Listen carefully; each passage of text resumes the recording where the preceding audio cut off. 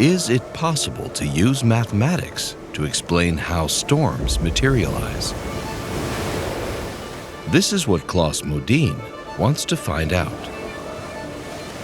It is chaotic, but there is some structure in this chaos. And we can understand this structure using mathematics. And this is, to me, quite magical.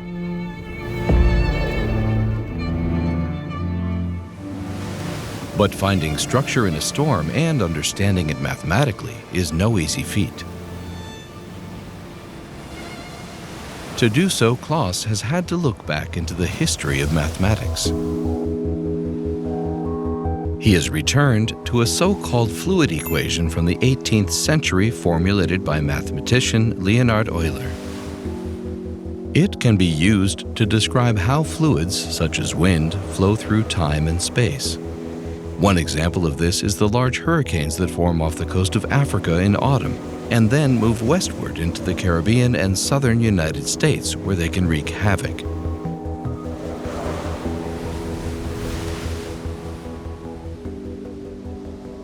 And the two variables that are involved in the Euler equations is first the velocity field v and then a pressure field p. And the equations describe the relation between these quantities. But still there are many questions about them that we still don't know. Many basic questions about the solutions to these equations that are unknown to us.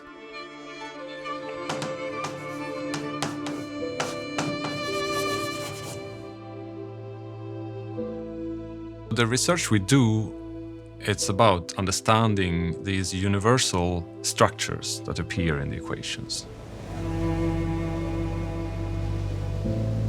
Klas grew up here in Skaftö in Bohuslän, Sweden. And even though he didn't know it then, he was already surrounded by the structures and phenomena that he studies in his research today. My interest in mathematics came later. In elementary school and also in high school, I was not that interested. It was only when Klas got into mathematics at the university level that something clicked. This course was different from anything I'd done in mathematics before. In high school, for example, mathematics was about computing. But linear algebra showed me that mathematics is actually something else. It's a complete theory. And that theory is kind of universal. And initially you might think that you're studying some problem in physics, but then you find the structure in some completely different problem.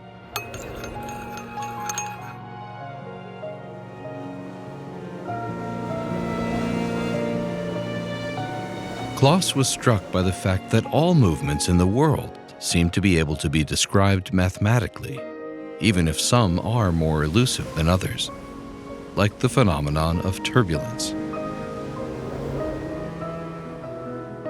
There is no good scientific definition of what turbulence is.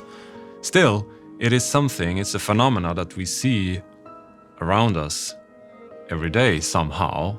So you take a cup of coffee and you stir it with yours, and then you get turbulent phenomena.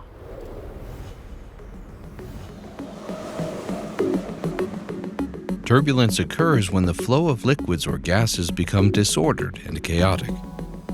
You can see this, for example, in the water in rapids or the smoke that forms when you blow out a candle.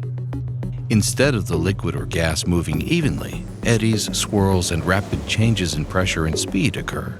Because so many small movements affect each other at the same time, it's extremely complex to calculate. But Klas and his colleagues have found a new, and at least for a mathematician, unexpected way to calculate this.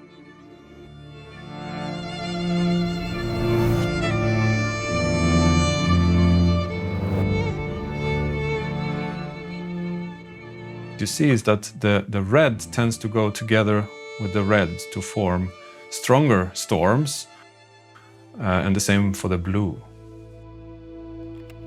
By hand-picking widely different methods and theories from the history of mathematics and physics, they have come closer to a solution. With a foundation in the 17th and 18th centuries and the old geniuses Sir Isaac Newton and Leonhard Euler, Klas and the team have then made a big leap in time, all the way to the quantum theory of the 20th century. They then use matrices, a kind of table system not usually associated with this type of mathematics. So even though the equations and theories are not new in and of themselves, the combination of them is. And what this means is that Klas is starting to get closer to a deeper understanding of an almost 300-year-old problem. Now Klas can do his first simulations of atmospheric flows and show how large storms arise and move over the Earth. It's about understanding these universal structures that appear in the equations. And it appears in many different applications. So this is where I think our research can make a contribution to understanding these basic phenomena that occurs in so many places. Although it's not Klas's job to develop ready-made models to calculate the increasingly powerful storms of the future, the mathematics he is developing may be used for exactly that. For him, it's the mathematics itself that is the task, wherever it may lead him. What drives me as a researcher, I would say more or less purely curiosity. To figure out more about how the world is put together, and here I see mathematics as certainly central.